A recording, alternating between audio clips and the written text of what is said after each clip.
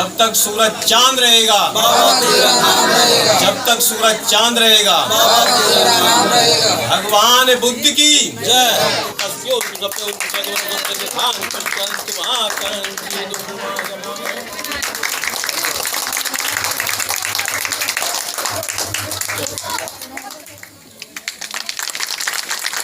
बहुत बहुत धन्यवाद। बाबा साहब, जब तक सूरज चांद रहेगा, जब तक सूरज चांद रहेगा, जब तक सूरज चांद रहेगा, भगवान बुद्ध की। आज का जो दौर चल रहा है, आज का जो समय चल रहा है, मैं उस पर थोड़ा सा संज्ञान डालना चाहता हूँ। हमारे समाज में बहुत सारे लोग ऐसे हैं जो थोड़ा भटके हुए हैं। भटके हुए भी कैसे हैं कि यदि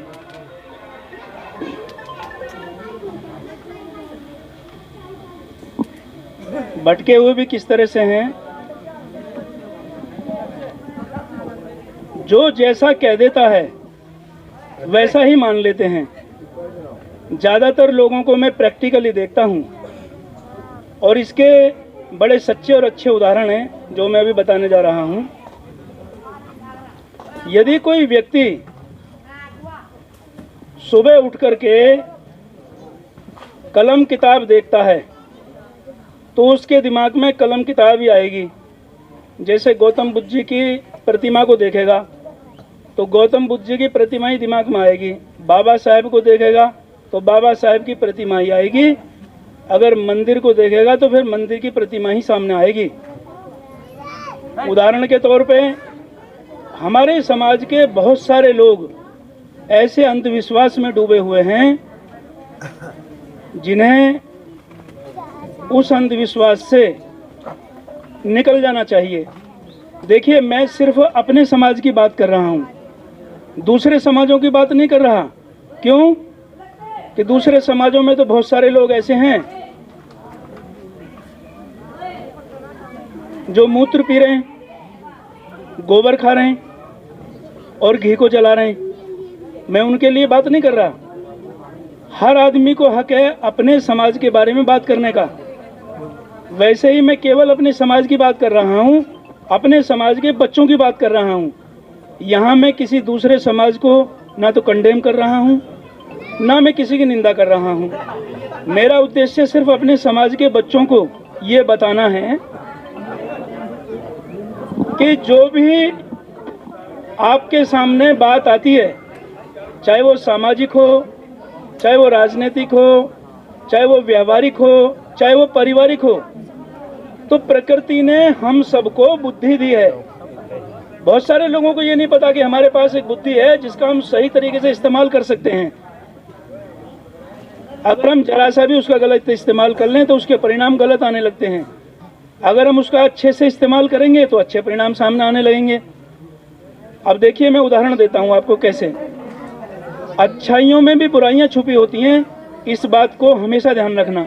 मैं जितने भी बच्चे बैठे हैं मेरे समाज के, सभी से कह रहा हूँ और एक दो सच्चे उदाहरण दे रहा हूँ आपको, प्रैक्टिकल करे हुए। मैं करीब 3-4 साल पहले दिल्ली में प्रैक्टिस करता था और जहाँ मैं प्रैक्टिस करता था वहाँ जैसे ये रोड है ऐसे रोड बना हुआ था। गवर्नमेंट की कोई योजना आ गई, उन्होंने कहा कि भाई ये रोड जो है दोबारा बनेगा। जिन लोगों के घर के सामने सीढ़ियाँ निकल रही थी बाहर, जिन्होंने ज़्यादा जगह घेर रखी थी, उनकी सीढ़ियाँ तोड़ने के लिए निगम वाले आ गए। बोला भाई सीढ़ी तोड़ेंगे। जब मैंने ये देखा कि भाई ये सीढ़ी तोड़ रहे हैं, मेरा घर वहाँ पास में ही था, तो मैंने देखा कि वहाँ बड़ा इंजीनियर आया हुआ था अपने मजदूरों के साथ में। तो मैंने उसको बैठने के लिए निवेदन किया, कुर्सी डाल दी अपने यहाँ से निकाल के। उसने देखा यार सामने क्लिनिक है, डॉक्टर कुर्सी लेकर आया खुद बैठने के लिए। तो आदमी का थोड़ा व्यवहार से ये पता चल जाता है भाई आदमी कुर्सी दे रहा है, पानी भी दे रहा है, हमारी आओ भगत पूछ रहा है। उसको थोड़ा लगा कि भाई ये आदमी सही है। अब जिस पड़ोसी की सीढ़ियां तोड़ दी गई, तो एक पड़ोसी देख रहा था कि भाई इसकी सीढ़ी तोड़ दी। तो जब देखो किसी का अगर नुकसान होगा तो उसको गुस्सा तो आएगा, लेकिन यहाँ अच्छाई में बुराई कैसे छिपी है मैं ये बात बताना चाहता हूँ, आप अपने आप संकेत समझ जाना। वो मेरे पास में आया जिसकी सीढ़ियाँ टूटी, बोला यार तुम यहाँ खड़े हो, मेरी सीढ़ियाँ टूट गई। मैंने कहा भाई साहब इसमें मैं क्या कर सकता हूँ, भाई मेरा नंबर आने वाला है, तुम्हारे साथ साथ मेरा भी तो नंबर आने वाला है। भाई तुम्हारी यहाँ है मेरी वहाँ है, अगला नंबर मेरा ही है। बोला अच्छा देखो उसकी भी बाहर निकल रही है, अब मैं बताता हूँ उसकी कैसे टूटेंगी। तो वो आदमी इधर लगाओ, वो आदमी इंजीनियर के पास पहुंचा और कहने लगा ओए इंजीनियर, तैने ये तो तोड़ दिए, उसको हाथ मत लगा दीजिए, नहीं तो टांगे ही तोड़ दूंगा। जितनी भी लेबर काम कर रही थी, इंजीनियर का माथा गर्म हो गया, उसने सारी वहीं लगा दी। उसने पड़ोसी की सीढ़ियां तोड़वा दी, नई बनी हुई बढ़िया, जबकि मुझे ऐसा लगता था कि वो इंजीनियर उसे तोड़ता नहीं, लेकिन उसने तोड़वा दी और अच्छा का अच्छा बना रहा। और बाद में शाम को जब उसके बच्चे आए जिसकी सीढ़ियां टूटी, तो उनकी माँ ये कह रही थी खड़े होके, अरे भैया इसने तो बहुत कोशिश करी बचाने की, इंजीनियर से लड़ पड़ा था ये तो उसे काटने के लिए भागा था, लेकिन तब भी नहीं माने वो लोग, बाकी सब तमाशा देख रहे। अच्छाई में बुराई की बात कर रहा हूँ। एक चीज और यहाँ कहना चाहता हूँ, अंधविश्वास से थोड़ा दूर रहो। मैं ग्राम सोलाना का रहने वाला हूँ। अभी 4-5 दिन पहले की बात है, मेरा क्लास फेलो आ गया, मेरे साथ पढ़ता था। इस वक्त वो नोएडा में रहता है और गाड़ी चलाता है, गाड़ी जैसे ये कमर्शियल वाहन होते हैं इस तरह की कार वगैरह चलाता है। आ गया, कहने लगा कि मुझे दवाई चाहिए। ठीक है जी, उसकी बीमारी की मैंने दवाई बना दी। इतने ही फिर मेरा एक और मित्र आ गया, सोलाने का ही, उनका शहद का काम है, वो शहद लेकर आ गया। अब 2 मित्र मिल गए, हम तीनों साथ में ही पड़े हुए थे। एक मित्र ने मेरे से कहा, जो नोएडा से आया था, बोला कि भाई मेरी घरवाली को भी बच्चा हुआ था और 4-6 दिन का ही था, हम लोगों को हरिद्वार जाना पड़ा, किसी पंडित ने बोल दिया था पूजा के लिए, बच्चा जिंदा नहीं रहा। मैंने सोचा यार 4-6 दिन का बच्चा, पंडित जी ने पूजा बता दी और तुम हरिद्वार जा रहे हो उसे लेके, मरने के काम तो तुम खुद ही कर रहे हो। एक सोचने की बात है, 5-4 दिन के बच्चे को तुम वहाँ ले जा रहे हो इतनी दूर। तो भाई मेरे कहने का मतलब ये है, आप कर्म तो सारे करो, लेकिन ये मत भूल जाना कि तुम्हारे पास में एक ऐसा दिमाग दिया है प्रकृति ने, जो अच्छे बुरे का रास्ता दिखाता है। खुद को अपने विवेक का इस्तेमाल जरूर करना। भगवान गौतम बुद्ध, तथागत भगवान गौतम बुद्ध भी यही कहते हैं कि भाई अपने विचारों को परिपक्व बनाओ, विचारशील बनिए। कोई भी काम करना है पहले आप अपने दिमाग से लगा लीजिए, ये काम तुम्हारे लिए सही है या गलत है। अगर गलत है उसे मत करो, सही है तो उसे करो। तो मैं यही कहना चाहता हूँ आपसे कि अंधविश्वास से थोड़ा सा दूर रहो।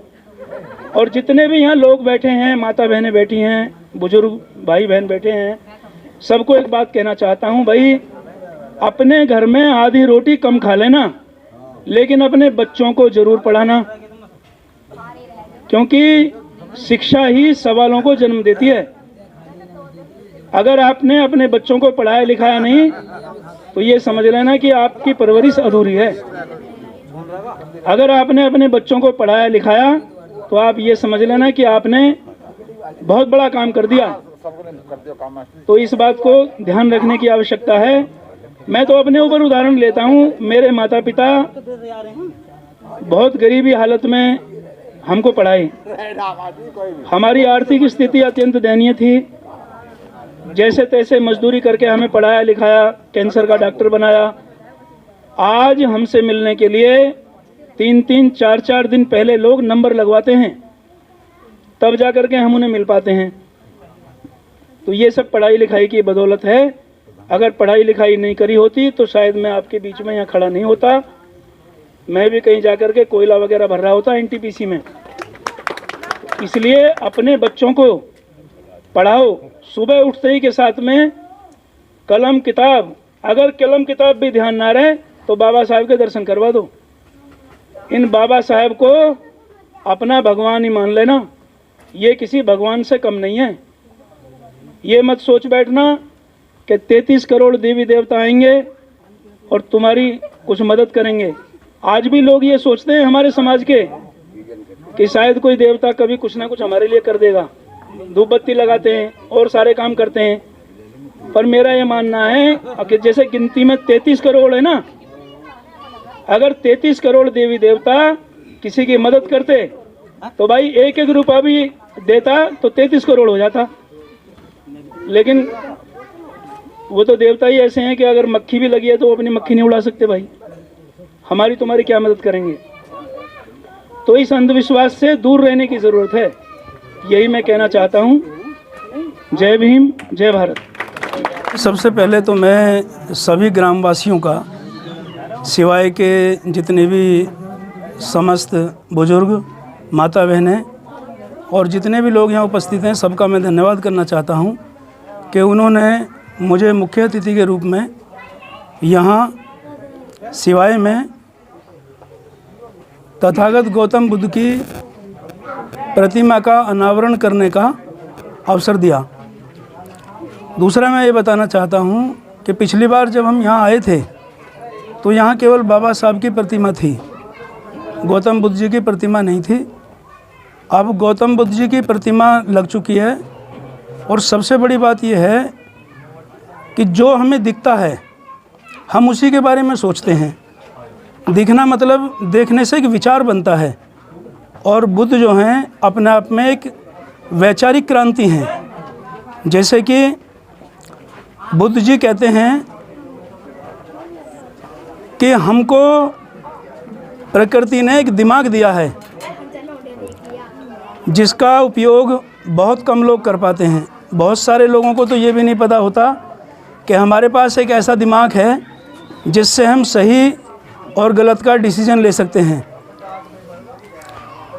इसका मैं उदाहरण देता हूँ कि हमारे भारत में या भारत से बाहर जब भी हमारे भारत के कोई नेता विदेशों में जाते हैं और उनसे पूछा जाता है कि भाई कहाँ से आए हैं, तो वो कहते हैं कि हम बुद्ध की धरती से आए हैं। तो जब तक बुद्ध जी दिखाई नहीं देंगे तब तक ये विचार नहीं आएगा लोगों की नज़र में। अब ये विचार बनेगा कि भाई यहाँ बुद्ध की प्रतिमा है, बुद्ध के बारे में लोग जानेंगे, पढ़ेंगे। और सबसे बड़ी बात यह है कि बुद्ध जो है करुणा के प्रतीक हैं, अहिंसा के प्रतीक हैं। हमें ये जान लेना चाहिए कि बौद्ध धर्म जो है ये एक ऐसा धर्म है जो केवल और केवल मानवों में समानता की बात करता है। यहाँ असमानता नहीं है। ऐसी प्रतिमा का अनावरण होना गांव के अंदर ये एक बहुत बड़ा सद्भाव है, एक बहुत बड़ा संदेश है। मैं धन्यवाद देता हूँ यहाँ के लोगों के लिए जो इतने जागरूक हैं कि उन्होंने इस अच्छे कार्य को करा।